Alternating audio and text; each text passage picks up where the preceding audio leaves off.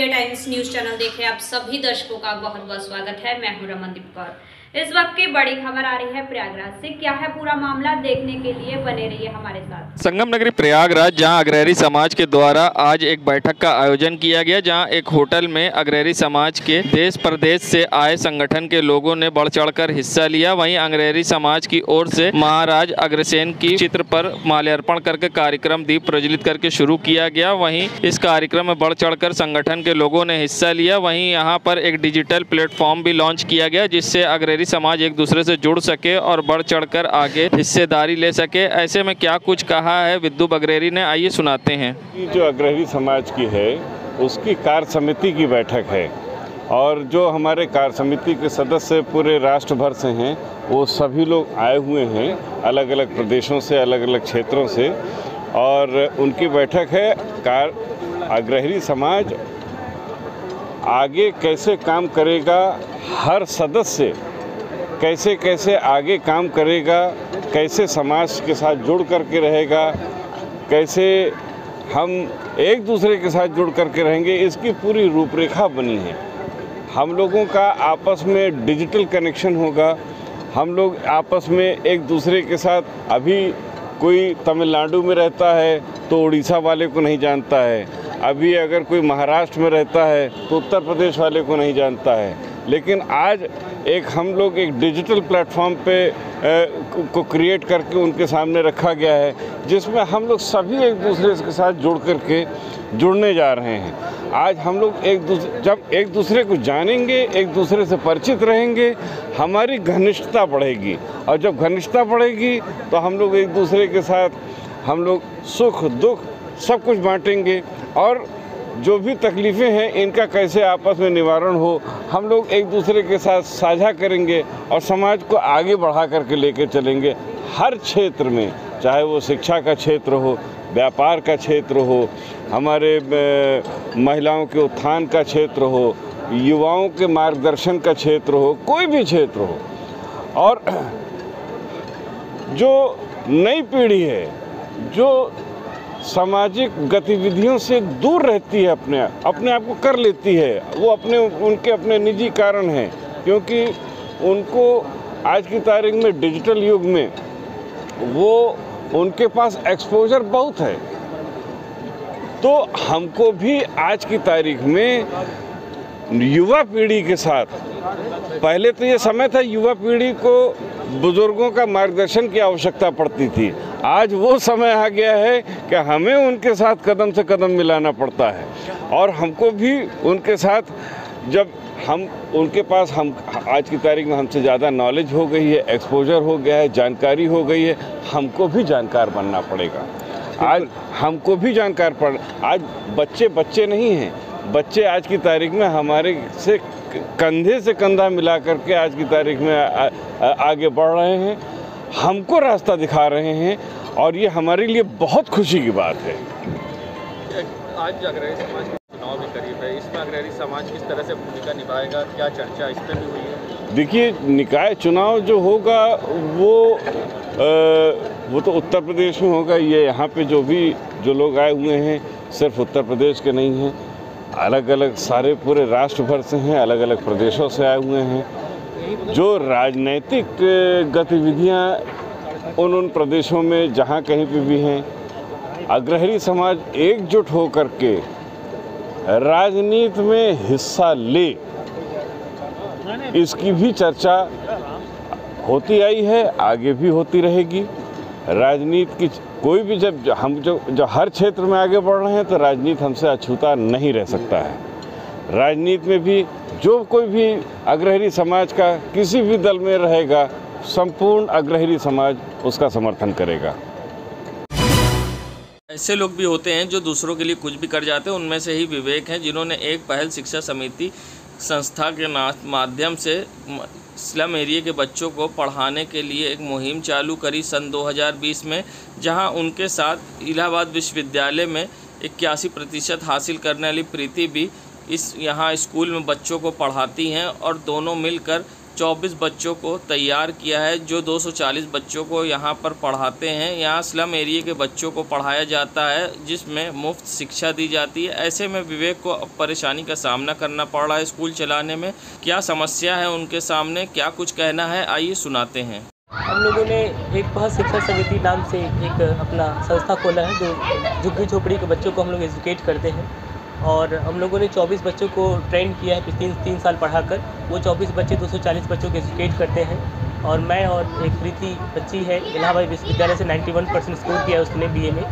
वो 24 बच्चों को हम लोग एजुकेट करते हैं। यहाँ पे समस्याओं का सामना हमको इस तरह करना पड़ता है कि इन बच्चों कभी नई क्लास, जैसे मुझे ओपन करना है नई क्लास, तो वहाँ पर हमें क्लास चाहिए कि वहाँ पे कहाँ पे क्लास खोलें। अब उसके बाद वहाँ पर हमें दरी चाहिए, फ़ैन चाहिए, उसके बाद बोर्ड चाहिए, फिर मार्कर चाहिए, उसके बाद कॉपी चाहिए, पेंसिल चाहिए, रबड़ चाहिए, कटर चाहिए। फिर वहाँ एक टीचर की नियुक्ति करनी है। तो यहाँ से बच्चियाँ वहाँ जा नहीं सकती क्योंकि क्रिमिनल माइंडेड लोग हैं वहाँ पर, और बच्चियों के लिए थोड़ा ख़तरा है। तो मुझे फिर टीचर की ज़रूरत पड़ती है। मैं हर जगह नहीं पढ़ा सकता जाकर, तो कोई टीचर रखेंगे तो आपको उनको कम से कम एटलीस्ट 2000 रुपीज़ 1 आवर का पे करना पड़ता है। तो जहाँ पर हर चीज़ को हम लोग कवर कर लेते हैं, इकोनॉमिकल आर्थिक ज़रूरत हम लोगों को पड़ती है। जिससे हम लोग, जैसे अब हम क्लास देख चुके हैं, बच्चों की काउंसलिंग कर चुके हैं, टेस्ट लेकर डिस्ट्रीब्यूट कर चुके हैं, लेकिन सामान न होने की वजह से हम लोग उसको अभी स्टार्ट नहीं कर पा रहे हैं। तो आर्थिक समस्याओं को देखना पड़ता है। फिर एक नगरी प्रयागराज में जहां इन दिनों मौसम बदलने के साथ ही लोगों की आंखों में समस्या उत्पन्न होने लगी, जैसे आंखें लाल होना, खुजली होना समेत आंख से पानी आना, कई तरह की समस्याएं होने लगी। ऐसे में क्या कुछ कहना है डॉक्टर स्वर्णिमा सक्सेना का, आइए सुनाते हैं। देखिए, रेड आई के 3-4 कारण होते हैं जिसकी वजह से आई में रेडनेस आ सकती है। सीजनल चेंजेस की वजह से आँख में एलर्जिक कंजंक्टिवाइटिस हो सकता है, जिसमें आँखें लाल हो जाती हैं। उसका ट्रीटमेंट आराम से हो जाता है। ये प्रॉब्लम्स जो हैं बच्चों में बहुत कॉमन होती हैं। तो बच्चों आँख खुजलाने लगते हैं, आँखें उनकी लाल हो जाती हैं। तो उसका एक ट्रीटमेंट होता है जो आप यहाँ पे आके नाज सुपर स्पेशलिटी हॉस्पिटल में आकर के करवा सकते हैं। और ये चीज़ें बहुत अच्छे से ट्रीट हो जाती हैं। आजकल वायरल की वजह से, डेंगू की वजह से भी आँख में बहुत समस्याएँ आ रही हैं। लोगों की आँखों की नसों में भी बहुत इफ़ेक्ट पड़ रहा है डेंगू का। उसकी वजह से भी उसका भी ट्रीटमेंट है। और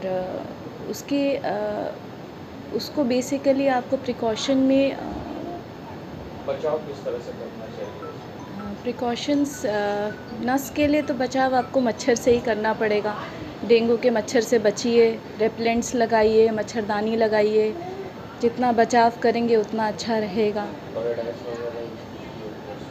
रेड आइज़ के लिए आपको लुब्रिकेटिंग आई ड्रॉप्स हैं, एंटी एलर्जिक ड्रग्स, मेडिकेशंस हैं, वो सब मिलती हैं। तो वो सब डाल सकते हैं, उससे भी आइज़ बेटर हो जाती हैं। देख कर के, समस्या देख के क्या कारण है, उसी के बाद आपको दवा लिख सकते हैं और उसको यूज़ करने से आपका समस्या में बेहतरता आएगी। अगर खुजली आ रही है आँख में या पानी आ रहा है तो आप अपनी आँख को ठंडे कपड़े का सेक करिए दिन में 2 बारी। फ्रिज से ठंडा बर्फ़ का पानी ले लीजिए, कपड़ा डुबोइए, उसको अपनी आँख के ऊपर रख लीजिए। सुबह शाम सेक करने से बहुत आराम आएगा। फिर लुब्रिकेटिंग आई ड्रॉप्स आते हैं, उसे दिन में अपने हिसाब से यूज़ करिए। और भी एंटी एलर्जिक आई ड्रॉप्स आती हैं, उसको यूज़ करने से भी बहुत आराम आता है। मैं डॉक्टर स्वर्णिमा सक्सेना हूँ। मैं फेको और विट्रोरेटिनल सर्जन हूँ और अभी नाज सुपर स्पेशलिटी हॉस्पिटल में आई हूँ। संगम नगरी प्रयागराज जहां देश में महिलाओं के प्रति अपराध की घटनाएं नहीं रुक रही हैं, जिसको देखते हुए लड़कियां सौदों और मंचलों को जवाब देने के लिए अब मार्शल आर्ट सीख रही हैं। मार्शल आर्ट सीखने के लिए बढ़ावा उनके परिवार वाले भी बढ़ चढ़ कर दे रहे हैं। तो वहीं लड़कियों में आत्मनिर्भर बनने का क्रेज़ के साथ साथ ब्लैक बेल्ट हासिल करने का जोश भी दिखने लगा है। और सबसे ख़ास बात यह है कि 5 साल से लेकर 20 साल तक की लड़कियां जूडो कराटे सीखकर खुद को मजबूत बना रही हैं। वहीं आत्मरक्षा के गुर सीखकर ये लड़कियां फप्तियां कसने वाले लड़कों के लिए अब मुसीबत से कम नहीं होंगी। समाज की स्थिति किसी से छुपी नहीं है। जो भी लड़कियां हैं, महिलाएं हैं, जब घर से निकलती हैं तो एक असुरक्षा का भाव लेके निकलती हैं। क्यों? क्योंकि उनके अंदर कॉन्फिडेंस की कमी होती है। जब वो कराटे या कोई भी मार्शल आर्ट सीखती हैं, जिसमें कराटे मुझे लगता है सबसे बेहतर है, अगर वो सीखती हैं तो उससे उनके अंदर एक सुरक्षा का भाव आता है, आत्मविश्वास बढ़ता है उनका।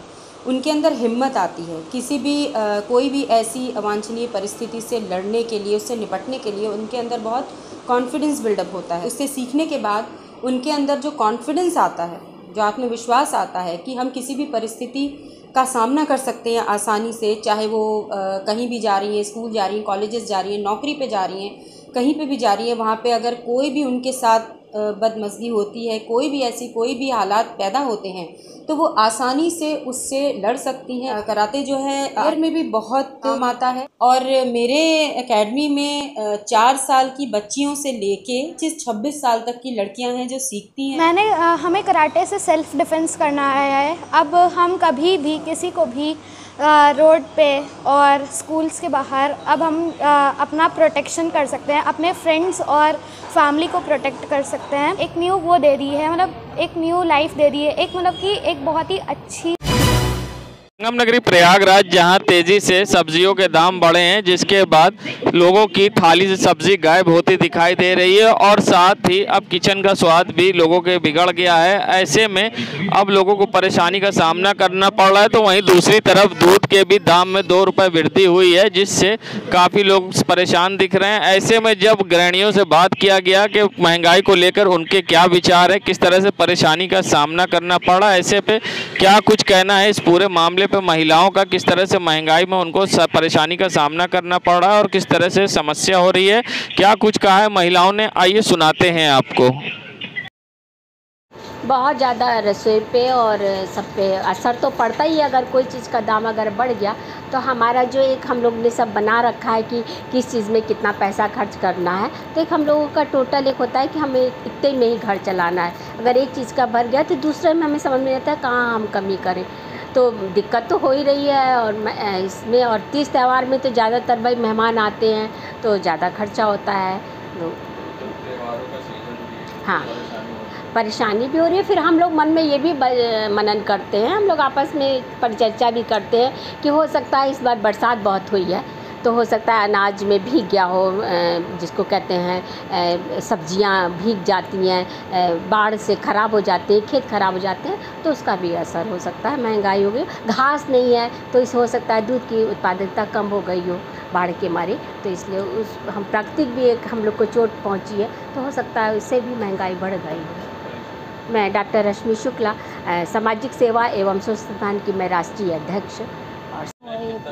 बहुत परेशानी हो रही, हर चीज़ें जब महंगी है, अब कोई चीज़ लेने जाइए कोई दिक्कत हो जाती है। दूध तो इतना हो रहा है कि अगर कह रहे हैं कि 50 रुपये में है तो कह रहे नहीं हम इतने में ही देंगे दूध। हम बहुत परेशानी होती है, एक चीज़ हम सोचते हैं कि ये ले लें वो ले लें, कोई इतनी दिक्कत आ गई, हर चीज़ महंगाई है। ज्योति वर्मा। दिक्कत तो होती है, गैस भी बहुत ज़्यादा महंगे होते जा रहे हैं, तो हम लोग को दिक्कत तो हो रही है, लेकिन मैनेज करना पड़ रहा है क्योंकि गवर्नमेंट बढ़ा रही है। अगर हम लोगों का कुछ वो होता तो वो चीज़ें हम कर सकते थे, लेकिन गवर्नमेंट बढ़ा रही है, हम लोग को खाना भी है और बच्चे भी हैं घर पर, तो उसको भी देख लें, लेकिन महंगाई बहुत ज़्यादा बढ़ रही है। मेरा नाम सोनिया अग्रहरी, प्रयागराज से। स्वाद तो पूरी फैमिली का बिगड़ गया, इतनी महंगाई है, क्या करें, लेकिन हम लोग को मैनेज करना पड़ता है। अब सरकार हम लोग के ऊपर ध्यान ही नहीं देती है।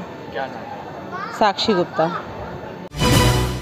संगम नगरी प्रयागराज में सामाजिक संस्था तहरीके फ़रोग़ इस्लाम ने सालाना दीनी मालूमात के तहत सीरत मुस्तफ़ा के नाम पर एक कंपटीशन का आयोजन किया, जो 60 अंकों का था। इस प्रतियोगिता में 100 छात्राओं एवं 50 छात्रों ने बढ़ चढ़कर भाग लिया। संस्था के सदर अध्यक्ष मोहम्मद सलाउद्दीन ने बताया कि ये महीने हमारे आका मौला हज़रत मोहम्मद मुस्तफ़ा सल्लल्लाहु अलैहि वसल्लम की विलादत पैदाइश का महीना है। इसी को देखते हुए पैगम्बर इस्लाम हज़रत मोहम्मद मुस्तफ़ा सल्लल्लाहु अलैहि वसल्लम की हयात पर आधारित एक कंपटीशन अकबरपुर स्थित इम्पैक्ट गर्ल्स स्कूल में रखा गया था, जो पूरी तरह से सफल रहा। वहीं इस दौरान प्रतियोगिता में काफ़ी उत्साह देखने को मिला। प्रतियोगिता में पहला स्थान पाने वाली करेली निवासी फातिमा ज़हरा कादरी रही, तो वहीं दूसरी तरफ छात्राओं ने इस कंपटीशन में बाजी मारी। जी, अच्छा लग रहा है। मेरी दादी और है और पिछले साल भी इसमें पार्टिसिपेट था, बस इस साल हम मुझे फर्स्ट प्राइज़ मिला। ये खुद से बुक से पढ़ा और मैं इसी से living Christian college final year है BSc। मैं दुनियावी के भी मतलब मालूमात चाहती, इसलिए मैंने इसमें पार्टिसिपेट किया। और अल्हम्दुलिल्लाह मैं फर्स्ट आ गया। जी मैं ये चाहूँगी कि दुनिया के साथ साथ आप लोग दीन की मालूमात रखें, अपने के बारे में जानें, अपनी पूजा जानें, ये सब की मालूमात है हमारे ऊपर, दीन का तो फ़र्ज़ है, इसलिए हम दोनों की मालूमात रखना। मेरा नाम फातिमा है। संगम नगरी प्रयागराज में जहां आज हिंदू जागरण मंच की ओर से सुभाष चौराहे पर आतंकवाद का पुतला जलाया गया। लगातार कश्मीरी पंडितों पर हो रहे हमले को लेकर नाराज हिंदू जागरण मंच के लोगों आज सुभाष चौराहे पर आतंकवाद का पुतला लेकर पहुंचे, जहां पर उन्होंने जमकर नारेबाजी भी की। वहीं पुलिस के समझाने रोकने के बावजूद यहां पर शांतिपूर्वक तरीके से राष्ट्रीय हिंदू जागरण मंच ने पुतला दहन किया आतंकवाद का और जमकर नारेबाजी की। वहीं इस मौके पर हिंदू जागरण मंच के नेता का कहना था कि लगातार कश्मीरी पंडित पर हो रहा हमला है और हम सरकार के साथ हैं और ऐसे में जब तक ये होता रहेगा हम आवाज़ उठाते रहेंगे। राष्ट्रीय हिंदू जागरण मंच के लोगों ने जमकर नारेबाजी करते हुए यहाँ पर पुतला जलाया। आज आप लोगों ने पुतला जलाया है आतंकवाद पर, क्या संदेश देंगे पुतला के माध्यम से? पुतला के माध्यम से यह संदेश देंगे कि हमारी सरकार जो लगातार प्रयास कर रही है कश्मीरी पंडितों के पुनर्वास और स्थापन के लिए, और बार बार यह सांप जो है आस्तीन से निकल करके, बिलों से निकल करके हमारी सरकार के मंसूबों को फेल करने की जो कोशिश कर रहे हैं, पुतला फूंक करके हम लोग यह संदेश देना चाहते हैं कि हम लोग चुप नहीं बैठेंगे, हम सरकार के साथ हैं। सरकार इनके बिलों से निकाल करके इनको कुचलें। किसकी हत्या हुई, किसके विरोध में? कश्मीरी पंडित पूर्ण चंद भट्ट की कल हत्या हुई थी। वह अपने सेब की बाग की ओर जा रहे थे, उस समय आतंकवादियों ने गोली मार करके उनकी हत्या की थी। आज जी ये मान रहे हैं कि कश्मीरी पंडितों की सुरक्षा अभी भी नहीं हो पा रही? नहीं, यह हम कैसे मान लें कि जो है नहीं हो पा रही। हमारी सरकार लगातार प्रयास कर रही है और पहले से बेहतर माहौल सरकार ने बनाया है। हम ये कैसे मान लें कि नहीं हो पा रही है। लेकिन यह भी सच है कि ये इनके बिलों को हमारी सरकार नष्ट नहीं कर पा रही है। आचार्य राजेश त्रिपाठी, महानगर संयोजक, हिंदू जागरण मंच। संगम नगरी प्रयागराज में सिविल लाइन के सुभाष चौराहे पर पुलिस चौकी के पास से एक बैंक के द्वारा फेस्टिव ट्रीट के उपलक्ष्य में एक बाइक रैली का आयोजन किया गया, जिसमें कई बाइकर्स ने हिस्सा लिया। वहीं मौके पहुंचे IG range Prayagraj, SSP Prayagraj ने झंडी दिखाकर रैली को रवाना की, मगर शायद इस पर ध्यान देना भूल गए कि बाइक चला रहे युवकों के सर पर हेलमेट नहीं था। आधे से ज़्यादा युवक बिना हेलमेट के थे और रैली में नियम कानून की धज्जियाँ उड़ी। जहाँ यातायात के प्रति अक्सर पुलिस लोगों को जागरूक करती रहती है और पुलिस के द्वारा सामने ही ये रैली को झंडी दिखाई गई और इसमें लोग बिना हेलमेट के दिखाई दिए। ऐसे में अगर कोई दुर्घटना होती है तो जिम्मेदार कौन होगा? जहां नियम कानून को ताक पर रखकर ये रैली निकाली गई और रैली में बिना हेलमेट के दिखाई दिए युवक, जहां किसी समय भी बड़ी दुर्घटना हो सकती थी और जिम्मेदार बने रहे अनजान। ताते चले पुलिस के आला अधिकारियों के सामने नियम कानून की उड़ी धज्जियां। संगम नगरी प्रयागराज, जहां सर्किट हाउस में प्रयागराज में नगरीय निकाय चुनाव 2022 के दृष्टिगत एक बैठक आयोजित की गई थी, जिसमें उत्तर प्रदेश कैबिनेट मंत्री, लोक निर्माण विभाग, पीडब्ल्यूडी एवं नागरिक निकाय चुनाव प्रयागराज मंडल प्रभारी जितिन प्रसाद पहुंचे थे। जहां बैठक में बीजेपी के कार्यकर्ता और कई नेता भी शामिल हुए, जहां महापौर अभिलाषा नंदी गुप्ता तो सांसद केसरी देवी पटेल भी इस मौके पर मौजूद थी। वहीं यहां पर पुष्पगुच्छ देकर उनका स्वागत तो किया गया, मगर बात तो तब बिगड़ी जब पूर्व नगर अध्यक्ष और वर्तमान नगर अध्यक्ष किसी बात को लेकर आपस में भिड़ गए, जिसका वीडियो अब सोशल मीडिया पर वायरल हो रहा है। जहां गणेश केसरवानी व अवधेश गुप्ता आपस में महापौर के सामने लड़ते दिखाई दिए। जो आपके पद है वो का सम्मान हो, लेकिन अभियान ना बचाओ। ऐसे नहीं करें। संगम नगरी प्रयागराज में बख्शी बाजार मस्जिद काजी साहब में सैयद मोहम्मद अस्करी की बहन असमत काजमी के बिनते सैयद हसन अस्करी की समसमाही मजलिस को खिताब करते हुए मौलाना मोहम्मद ताहिर ने पैगंबर इस्लाम हज़रत मोहम्मद मुस्तफ़ा की सीरत पर अमल करते हुए दुनिया में अमन कायम रखने का पैगाम दिया। मौलाना ने कहा, पैगंबर मोहम्मद साहब अमन का पैगाम देने और खुदा की बंदगी को आम करने के लिए रिसाल तमाम कहलाएं। मौलाना ने करबला के मर्दों में वाहिद बचे इमाम ज़ैनुल आबदीन की अज़मत बयान करने के साथ उन पर यजीदी लश्करों के द्वारा ढाए गए जुल्म सितम की भी तस्करा किया। मजलिस में आगा मोहम्मद कैसर फरहान समेत कई लोग शामिल हुए, जहां मौलाना की बयान पर लोगों की आंखें भर आई। देश दुनिया की खबरों के लिए world media times news channel को सब्सक्राइब करें।